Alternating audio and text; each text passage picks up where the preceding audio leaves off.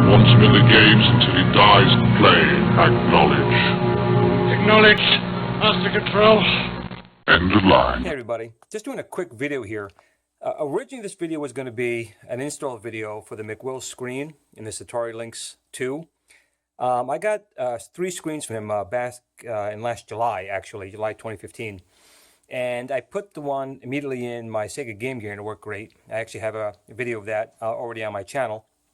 And I got a couple of flash cards coming in. I currently have the Metos flash card here.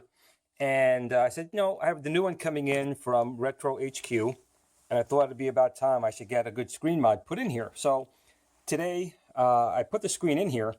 And in McWill's instructions, one of the first things you do when you remove a lot of the power parts is to make sure you're getting 5 volts. And he gives you a location to test for 5 volts.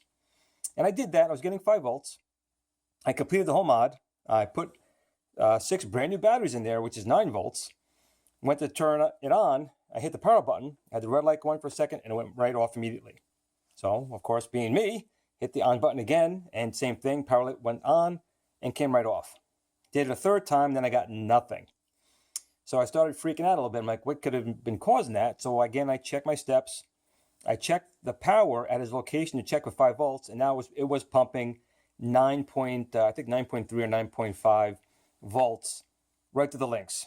And that's usually a bad sign. From what I've read from everyone, if you pump the full 9 volts through here, because there's a little chip in here that's supposed to regulate it down, you fry pretty much the motherboard. And if McWill's screen's installed, it's also fried.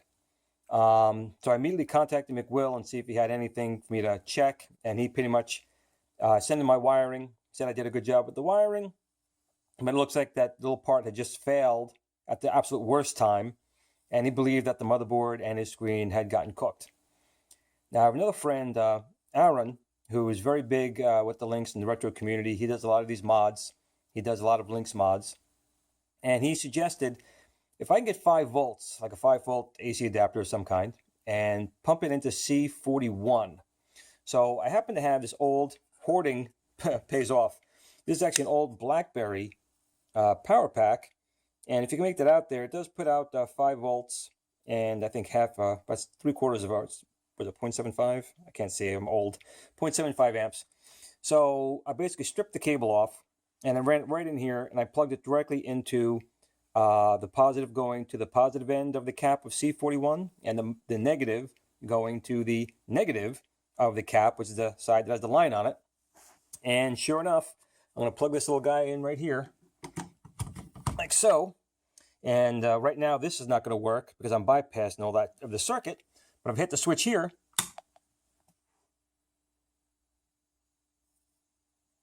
There you go.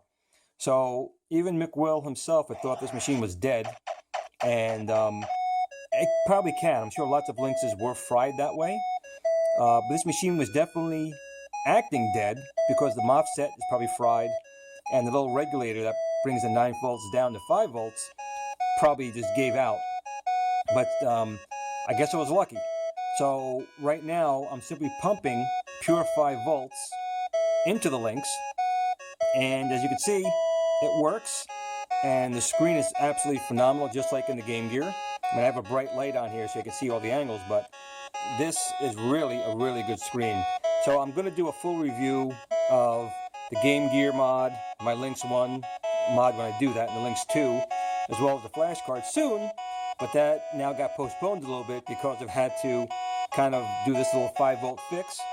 But I know there's some stuff on the Atari Age forums. I'm wondering if it works. And Arron is absolutely right. It works, and it works really well.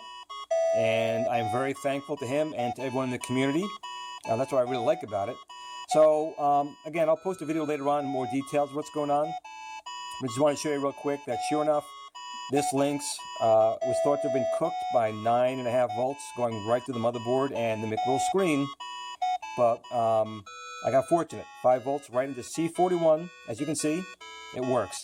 So everyone, again, have a great night. Thanks for watching and game on.